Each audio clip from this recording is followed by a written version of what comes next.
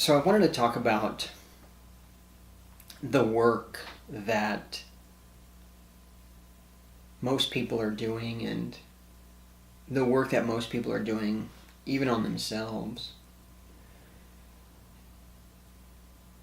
And I want to know if you think that the work that you are doing is the most important work that you could be doing. And if the work that you are doing is work that is outside of you, I can tell you that it's not even close to being the most important work that you could be doing or should be doing. And that even goes towards charity. And I'm not discrediting or taking anything away from charity, because when you do the most important work that I'm talking about, charity will take on a whole new idea. The level of charity or charitable giving that you'll do will escalate more than you can possibly imagine. See, the work that I'm talking about, it is the most important work that we could be doing. And it's the work that allows us to get back to our true nature. And if we're not doing that work, we're doing things that are so insignificant that we will never experience the life that we desire and deserve. The world will never be in the condition that it could. We have become so disconnected and have moved away from our true nature that the results that we're getting in our life and in the world are really self-inflicted. And it's because we've been conditioned for so long, really from the beginning of time, that we're working on everything else but the most important thing that we should be working on, which is us.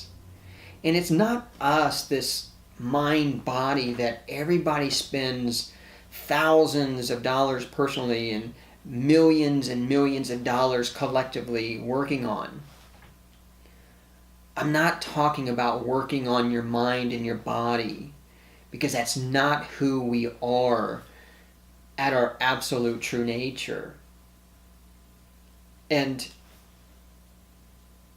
if we would just spend half the time on allowing ourselves to get back to our true nature as we do on working on everything that is outside us, whether it's personal development, self-improvement industry, psychology, religions, you name it, anything that is outside of us, if we would just take half of that and refocus it, and first just discovering who you are and what you are at your absolute true nature, that in itself would change your life more than you can possibly imagine. But then if we took that time or half that time and worked at being what we've already discovered, which is our true nature, once you get to that point,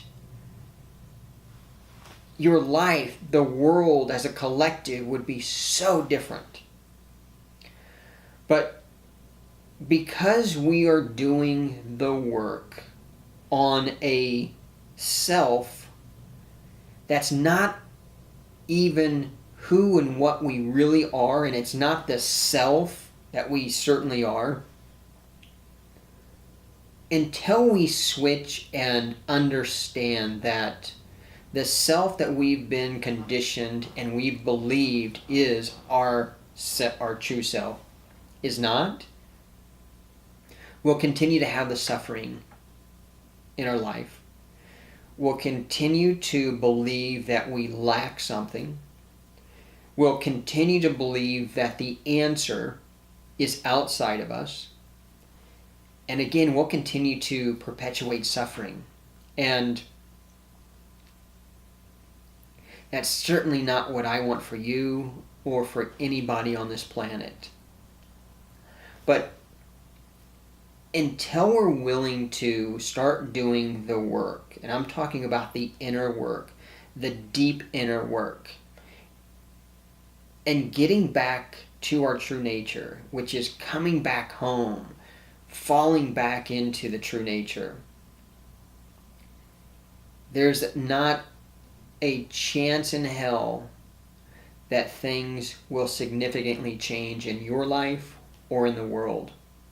There's just no possible way it can happen. Because if we're continuing to place our time and energy and efforts on something that is outside of us, that's just putting a Band-Aid over something where it needs a serious operation. But we have to start with challenging your beliefs, challenging the things that you've been told are true, or challenging the things that you were told that it should be like, or you're supposed to be. Just start there and challenge and get super curious about even if that is true or not. Look, until we go deep within and stop searching outside of us, and that means stop searching for the answer, religions, education systems, politics, you name it. The truth be told, you, at your absolute true nature, are the answer. And that might sound so crazy to some people because of conditioning and because people have led you to believe that you're not that special or that significant or that powerful. But the truth is, you are that and even so much more.